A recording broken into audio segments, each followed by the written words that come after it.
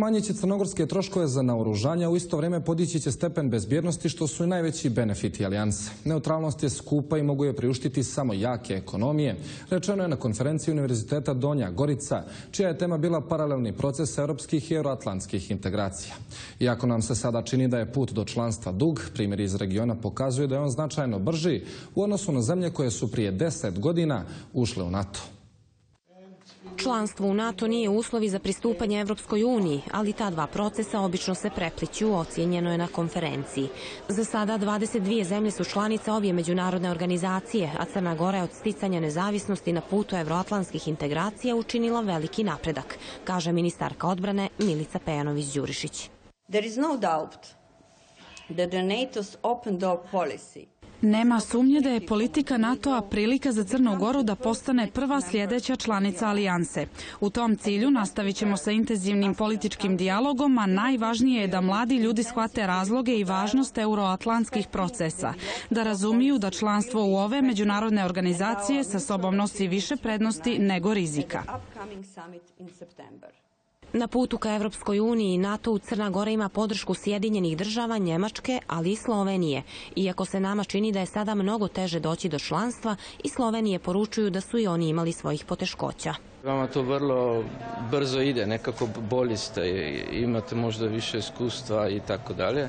Recimo u Sloveniji je 10 godina trebalo da smo došli od onog prvog odluke da idemo u NATO, pa da smo postali članovi NATO, 10 godina. Primjeri zemalja regiona koje su već članice NATO-a pokazuju prednosti ulaska u alijansu. Definitivno se smanjuju troškovi naoružanja. Recimo kao primjer Slovenija troši po vojniku iz budžeta 2 puta manje i 5 puta manje nego Austrija ili Švajcarska. Mi smo u NATO, oni su neutralni. Mi nismo imali ni šanse da bi bili neutralni u pravom smislu riječi. Neutralne države niko ne štiti. Same osnivaju i plaćaju vojsku i mogu je priuštiti samo jake ekonomije, kaže Gasparić. Stoga je alijansa za Sloveniju još prije 10 godina, kada je postala članica NATO-a, bilo najbolje rješenje. Tamara Jovović, Prva televizija. Članstvo u NATO-u, kao što smo čuli, trebalo bi da donese brojne benefite. Pored bezbjednosnog, valja računati i na ekonomski. Ekonomiju možemo pokrenuti samo uz pomoć direktnih stranih investicija, a kad nam NATO otvori svoje vrata, kroz njih će ući i mnogi investitori. A da li će oni i ostati u našoj zemlji i tu stvarati biznis, zavisi od mnogo aspekata. Prvi je sigurnost. Moramo, smatraju stručnjaci, razvijati i konkurentnost, jer nam članstvo u NATO-u to ne garantuje. Sigurnost koju pruža NATO jedan je od preduslova za privlačenje investitora, smatra profesor sa Londonskog kraljevskog koledža Amadeo Watkins. Da bi neki investitor pokrenuo biznis u našoj zemlji, potrebno je da nam institucije funkcionišu kako treba.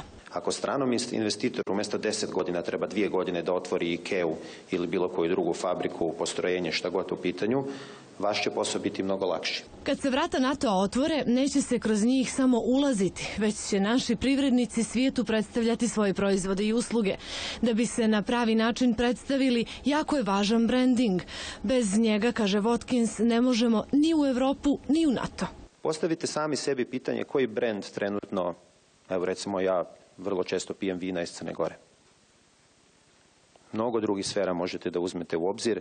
Bez brandinga države kao takve ne možete danas na poslovno međunarodno tržište. Mislim, NATO sam po sebi neće doneti taj brand. Dakle, moramo biti konkurentni kako bi pobjeđivali na tenderima. Iskustvo Slovenije govori da je najviše posla dobio IT sektor. Neka IT firme, isto tako neka građevinarska poduzeća, a sa druge strane sa offsetima dobili su nove mogućnosti i neka poduzeća koje se bave i proizvodnom i u Sloveniji vinom, na primjer, ne, ili poduzeća prije pomenute namjenske industrije. Brand možemo napraviti u raznim oblastima, smatra profesorica sa Ekonomskog fakulteta. Naša struktura privrede 70% usluge, mi smo upućeni na to da onda bi trebali da očekujemo brže reagovanje naših sektora usluga, uključujući tu naravno i građevinski sektor. Članstvo, kaže Đurović, ne donosi benefite preko noći, tako da nas čeka mnogo posla.